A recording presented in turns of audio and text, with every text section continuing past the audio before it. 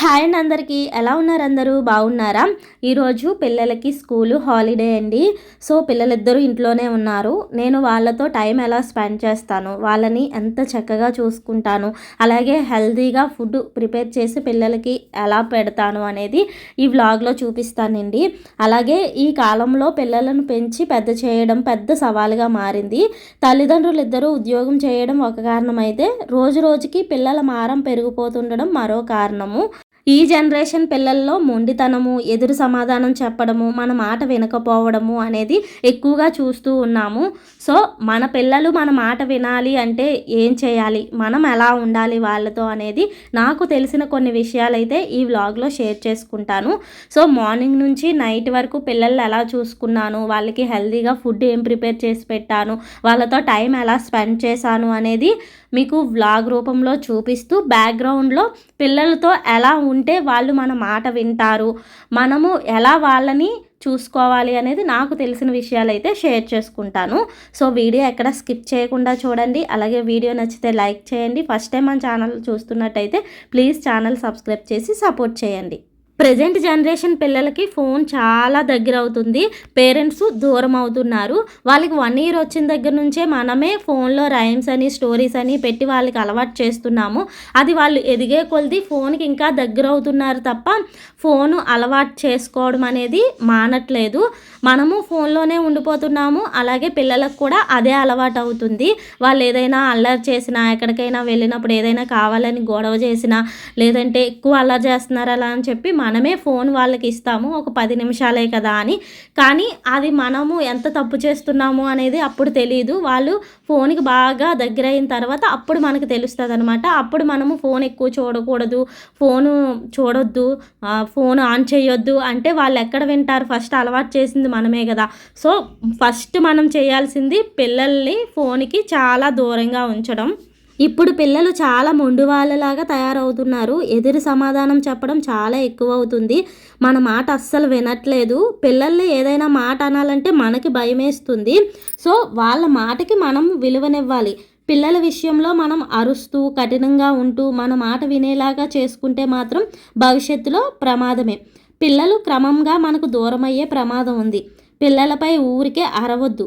ఇలా చేయడం వల్ల లోపల మనపై పగను పెంచుకునే ప్రమాదం ఉంది.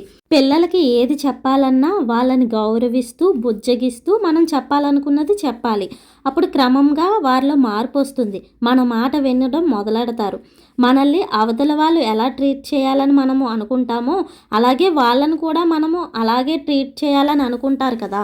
కొంతమంది పేరెంట్స్ పిల్లల మాట వినకపోతే నిన్ను హాస్టల్లో వేసేస్తా, డార్క్ రూమ్లో వేస్తా, నీ బొమ్మలన్నీ తీసి బయట పడేస్తా అని అంటూ ఉంటారు.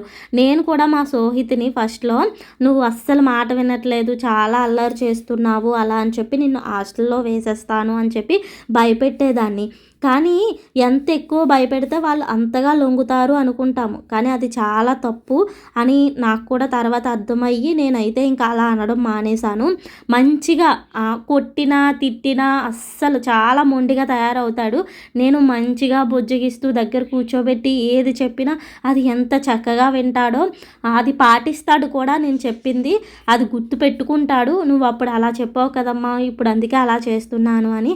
సో అలా బెదిరించడం మానేసి బుజ్జగిస్తూ వాడు చెప్పింది నేను వింటూ వాడికి నచ్చిన పని నేను చేస్తూ ఉంటే వాడు కూడా నేను చెప్పింది వింటున్నాడు అన్నమాట. ఈ భయం కొన్నాళ్ళే ఉంటుంది మనం భయపెట్టడం వల్ల. దానివల్ల మనము అంటే మనపై పిల్లలకి వ్యతిరేక భావాన్ని పెంచుతుంది తప్ప చిన్న చిన్న వాటికే మనం వాళ్ళని బెదిరించడం భయపెట్టడం వల్ల మన మీద వాళ్ళు అంటే ఇంకా ఏం మరీ చెప్పాలి అంటే పగను పెంచేసుకుంటారు మన మీద. అందుకోసమనే అలా భయపెట్టడం మానేసి వాళ్ళతో బుజ్జగిస్తూ ప్రేమగా మాట్లాడితే వాళ్ళే మన మాట వింటారు. వెంటనే వినకపోవచ్చు కానీ క్రమక్రమంగా వాళ్ళలో మార్పు అనేది వస్తుంది. పిల్లలు వాళ్ళు చెప్పింది మనం శ్రద్ధగా వినాలని కోరుకుంటారు. కానీ ఈ రోజుల్లో చాలామంది పేరెంట్స్ పని ఒత్తిడి వల్లనో లేక మొబైల్లో పడి బిజీగా మారడం వల్ల చెప్పింది సరిగా వినడం లేదు.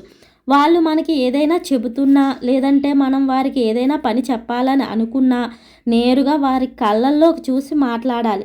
వాళ్ళు చెప్పింది మనం వింటే మనం చెప్పింది వాళ్ళు వింటారు.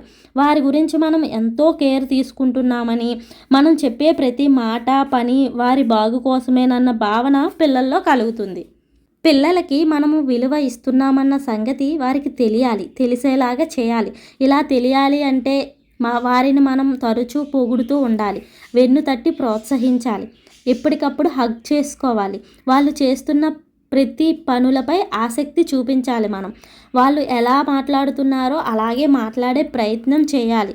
నవ్వుతూ మాట్లాడాలి. వాళ్ళ భయాలను తొలగించాలి. ప్రతిరోజు కొంత సమయం వారితో గడపాలి. వాళ్ళు మనతో మాట్లాడిన ప్రతిసారి మనం స్పందించాలి. ఇలాంటివన్నీ చేస్తేనే పిల్లలు మన మాట వింటారు. ఏదో వాళ్ళకి వండి పెట్టేస్తున్నాము, వాళ్ళకి కావాల్సినవన్నీ మనం కొనిచ్చేస్తున్నాము, వాళ్ళు అడగక ముందే అన్నీ వాళ్ళకి కొనిచ్చేసి వాళ్ళని చాలా కేర్గా చూసుకుంటున్నాము అంటే పని జరగదు. వాళ్ళతో ఎప్పటికప్పుడు మనము మన స్పర్శ అనేది వాళ్ళకి తగులుతూ ఉండాలి. అప్పుడే మన ప్రేమ అనేది వాళ్ళకి అర్థమవుతూ ఉంటుంది. అన్నీ కొనిచ్చేయడంలోనూ అన్నీ చేసి పెట్టేయడంలోని వాళ్ళకి ప్రేమ కనిపించదు. ఫస్ట్ వాళ్ళు ఏం చెప్తున్నారు అనేది మనం వినాలి. విన్న తర్వాత మనము మన ఒపీనియన్ని వాళ్ళతో షేర్ చేసుకోవాలి. ఫస్ట్ వాళ్ళు చెప్పే విషయాన్ని మనం వినడానికే మనకి టైం ఉండట్లేదు. సో ఇంకా వాళ్ళు మనం చెప్పినట్టు ఎందుకు వింటారు? మన మాట వాళ్ళు ఎందుకు వినాలి? సో పిల్లలు సాధారణంగా మనం ఏం చేస్తే అది చేయడానికి ప్రయత్నిస్తూ ఉంటారు. మనకి మంచి అలవాట్లు ఉంటే ఆటోమేటిక్గా పిల్లలకు అవే అలవాట్లు వస్తాయన్న విషయాన్ని మనం గుర్తుపెట్టుకోవాలి. మనం పిల్లల్ని అరుస్తూ, కోప్పడుతూ, గసురుతూ ఎప్పటికప్పుడు మనము వాళ్ళని బెదిరిస్తూ ఉంటే అదే పిల్లలకు కూడా అలవాటు అవుతుంది. ఇప్పుడు నేను సోహిత్ మీద అరిచాను అనుకోండి గట్టిగా, సోహిత్ వెళ్ళి దేవాంశ్ మీద అరుస్తాడు. సోహిత్ ఏదైనా కింద పడేశాడు అనుకోండి, అలా పడేయకూడదు, దాని విలువ ఏంటి అనేది నేను చెప్పి ఇంకొకసారి ఇలా చెయ్యొద్దు అని ప్రేమగా బుజ్జగిస్తూ చెప్పాను అనుకోండి, రేపు పొద్దున్న సోహిత్ వస్తువు ఏదైనా దేవాంశ్ కింద పడేయడం కానీ, పగలగొట్టడం కానీ, చింపడం కానీ చేశాడనుకోండి, వాడు కూడా నాలాగే ఇలా చెయ్యొద్దు, ఇలా చింపొద్దు, ఈ వస్తువు నాకు చాలా ఇంపార్టెంటు, సో నువ్వు ఇలా చేయకూడదు అని వాడు బుజ్జగిస్తూ చెప్తాడు. లేదు, నేను సోహిత్ మీద గట్టిగా అరిచి ఇలా ఎందుకు చేసావు అని చెప్పి వాడిని బెదిరించి, కొట్టి, తిట్టి వాడిని బాధిస్తే వాడు కూడా వాడి తమ్ముడిని సేమ్ అలాగే రియాక్ట్ అవుతాడు. ఇది నేను మా పిల్లల్లో చూశాను. నేను సోహిత్ మీద అరవడం వల్ల సోహిత్ వెళ్ళి దేవాంశ్ మీద అరుస్తాడనమాట. ఇంకొకటి, నేను మా ఆయన అరుచుకోవడము, గొడవ ఆడుకోవడము వీళ్ళు చూస్తారు కదా. సో రేపు పొద్దున్న నేను వీళ్ళని అలా చేయకూడదు, అలా గొడవకు పెట్టుకోకూడదు, ఇలా కొట్టుకోకూడదు అంటే మరి నువ్వు డాడీ కొట్టుకుంటున్నారు కదా, నువ్వు డాడీ అరుచుకుంటున్నారు కదా, నువ్వు డాడీ పోట్లాడుకుంటున్నారు కదా అని రివర్స్లో అడుగుతారనమాట. ఆల్రెడీ ఈ సిచ్యువేషన్ కూడా మాలో జరిగింది. సో డాడీ నువ్వు అరుచుకుంటున్నారు కదా, మీరు కొట్టుకుంటున్నారు కదా, మీరు గొడవ పెట్టుకుంటున్నారు కదా, మేము అలాగే చేస్తున్నాము అన్నారు ఇద్దరును.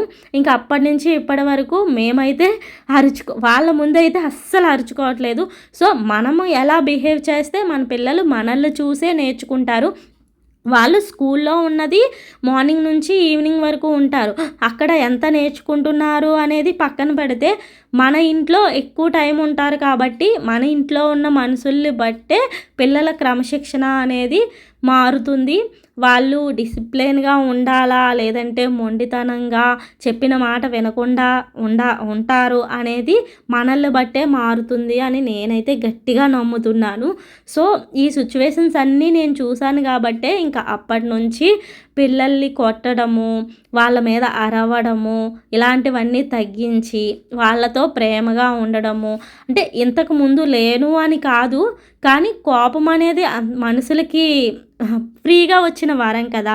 సో వాళ్ళు ఏదైనా చిన్న పని తప్పు పని చేశారు అనేసరికి వెంటనే మనకు కోపం వస్తుంది. ఎందుకంటే మనకున్న స్ట్రెస్ వల్ల, ఇంట్లో ఉన్న పనుల వల్ల, ఏదో ఒక ప్రాబ్లం వల్ల ఆ కోపం మనము పిల్లల మీద చూపిస్తాము. ఎందుకంటే మనం కొట్టిన వాళ్ళు తిరిగి కొట్టరు కాబట్టి, మనం అరిచిన వాళ్ళు తిరిగి అరవరు కాబట్టి మన కోపం అంతా పేరెంట్స్లో ఇద్దరు వైఫ్ అయినా హస్బెండ్ అయినా ఇద్దరు వాళ్ళ మీదే చూపిస్తారు కాబట్టి అదే వాళ్ళు కూడా నేర్చుకుంటారు. సో ఇంక మన మాట వినాలి అంటే వాళ్ళు ఎందుకు వింటారు?